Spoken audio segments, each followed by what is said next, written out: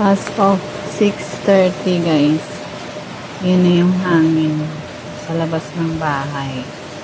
Yun yung puno. Yan sa harapan. Yan ang lakas ng hangin.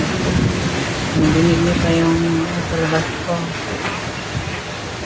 Lamba-lamba na yung ano ko, tolda. Grabe. Signal number 3. Ganito na kalakas. Buti na lang guys, awa ng Diyos, hindi sinabayan ng malakas na ulan. Kasi kung ang hangin na malakas at ang ulan na malakas ay magkasabay. Oh my God. Ano naman sana. Buti na lang hindi sinabayan yung hangin sa ulan. Mahina lang yung ulan niya guys. Awa ng Diyos niya. Pero sa ibang part dito, sa ibang barangay, bahana sila. Sana huwag umapaw yung ilaw. Kawawa naman yung mga apektado.